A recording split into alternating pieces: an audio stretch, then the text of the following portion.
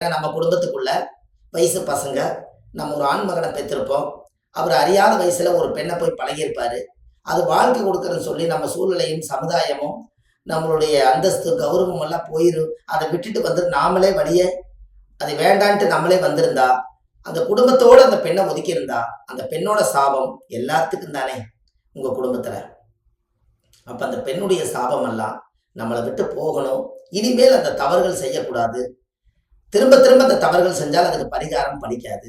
அதுக்காக ஒரு பரிகாரத்தை உங்களுக்கு சொல்லலான் இருக்கேன். கண்டிப்பா இதை நீங்க செஞ்சு பாருங்க.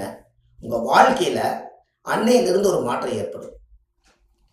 ஏன் அப்படின்னா, இந்த பரிகாரத்தை அதிகாரமா செய்யறதுக்கு அந்த காலத்திலேயே முன்னோர்கள் இப்படி ஒரு கன்னி பெண்ணை வந்து நீ பழகுவ, ஒரு சாபத்தை வாங்குவ, அதுக்கு நீ பரிகாரம் தேடுவ, நீ தேடாததுக்கு முன்னாடியே நான் உனக்கு கரெக்டான ஒரு பரிகாரத்தை நான் அமைச்சு வச்சிருக்கேன், நீ அந்த இடத்துக்கு போயிட்டு வா அப்படின்னு முன்னோர்கள் அந்த காலத்திலே யூகிச்சு அந்த வேலையை செஞ்சு வச்சிருக்காங்க. அதைத்தான் இப்ப நான் உங்களுக்கு சொல்ல போறேன். கும்பகோணத்துல மகா குளம் இருக்குது. அந்த குளத்துல குளிச்சுட்டு அந்த குளத்துக்கு பக்கத்துல காசி விஸ்வநாதருடைய கோவில் இருக்கு. இந்த காசி விஸ்வநாதர் கோயிலுக்குள்ள போனீங்கன்னா இடது பக்கத்துல சப்த கன்னிமார்கள் அந்த கோவில்ல இருக்காங்க. ஒரு பெண்ணுடைய உருவம், ஹைட், வெயிட் எவ்வளவு இருக்குமோ அதே அளவுக்கு சிலைகள் வந்து அந்த காலத்திலேயே 5000 வருஷம் பழமை வாய்ந்த கோவில்ல அப்படி ஒரு பெண்ணாவே இருந்து 7 கன்னிமார்கள் அந்த கோவிலுக்குள்ள இருக்காங்க. இந்த காசி விஸ்வநாதர் கும்பகோணத்துல மட்டும் பாத்தீங்கன்னா 7 கன்னிமார்களும் அப்படியே தத்துரமா ஒரு பெண் தேவதை மாதிரி தெய்வ அனுகிரகம் ஆசீர்வாதம் பண்ற மாதிரி நல்ல உருவத்தோடு பீடத்துல நிக்குது.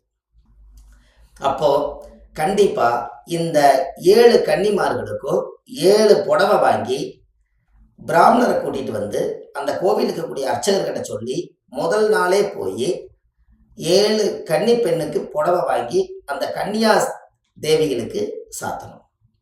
7 மாலை வாங்கி போடணும். 7 தேங்காய் பழம், பத்தி சூட, வெத்தலை பாக்கு வச்சு பூஜை பண்ணணும். அவங்களுக்கு சாமிக்கு நைவேத்தியம், சக்கரை பொங்கல் வைக்கணும்.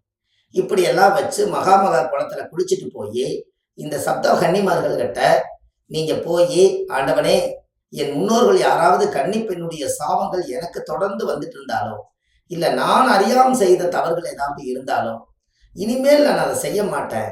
இனிமேல் அந்த கர்ம என்னை விட்டு போய் எனக்கு என்னுடைய குடும்பத்துல பெண் சாபங்கள் வரக்கூடாதுன்னு சொல்லி அந்த கோவில்ல போய் உங்க பேர்ல அர்ச்சனை பண்ணி சாமி கும்பிட்டு அந்த சக்கரை பொங்கல் பிரசாதம் சாமிக்கு படைச்சிட்டு அதுக்கப்புறம் அந்த சக்கரை பொங்கலை ஒரு 7 பேர்த்துக்கு நீங்க தானம் பண்ணிட்டு வந்தீங்கன்னா அன்னையோட உங்களுக்கு நீங்க செஞ்ச கன்னி பெண்ணோட சாபம் நீங்கிரும்.